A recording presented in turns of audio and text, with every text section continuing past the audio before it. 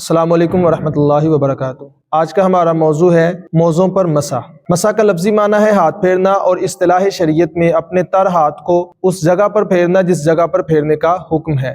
موزوں کے بارے میں جو ضروری چیزیں ہیں وہ یہ ہیں کہ موزہ اتنا بڑا ہو کہ پاؤں کے ٹخنے اس میں چھپ جائیں، اتنی موٹی چیز کا بنا ہو کہ پانی کو پاؤں تک جانے سے مانع ہو، اور اس میں چلنا آسان ہو، اور بغیر کسی چیز کے باندھے وہ پاؤں پر ٹھہر بھی جائے۔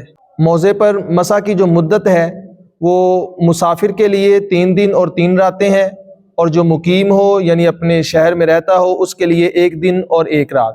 موزے کی مدت کا آغاز تب ہوگا جب آپ وضو کر کے موزہ پہن لیں، تو پہننے کے بعد جب پہلی بار وضو ٹوٹے گا اس وقت سے 24 گھنٹے شمار ہوں گے مقیم کے لیے، اور اس وقت سے 72 گھنٹے شمار ہوں گے مسافر کے لیے۔ مثال کے طور پر اگر ایک بندہ نے صبح 9 بجے موزہ پہنا وضو کر کے، اور 12 بجے اس کا وضو ٹوٹا، تو اگلے دن 9 بجے اس کا مسح ختم نہیں ہوگا، بلکہ اگلے دن 12 بجے ختم ہوگا، یعنی 12 بجے تک اس کو سہولت ہے کہ وہ وضو کر کے تو پاؤں دھونے کی جگہ مسح کر سکتا ہے۔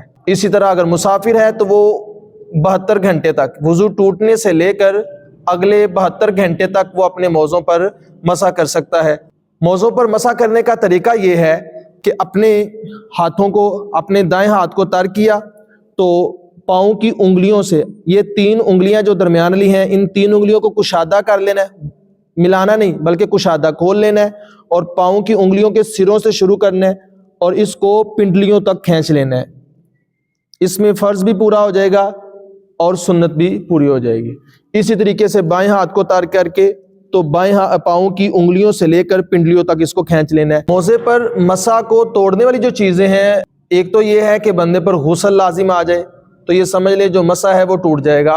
اس کے علاوہ اگر موزہ جو ہے وہ کھل جائے، مثال کے طور پر آپ نے 12 بجے پہنا اور 1 بجے وضو ٹوٹ گیا، اس کے بعد آپ نے مسح کر لیا، اب اگر آپ کا موزہ کھل جاتا ہے، اتنا کھل جاتا ہے کہ پاؤں کے ٹخنے سے نیچے چلا جاتا ہے اور ٹخنے نظر آنے شروع ہو جاتے ہیں، تو ایسی صورت میں مسح جو ہے وہ ٹوٹ جائے گا۔ ایک بھی کھلا تو دونوں کا مسح ٹوٹ جائے گا۔ اب دوبارہ سے پاؤں کو دھو کر یا وضو کر کے موزے پہننے ہوں گے۔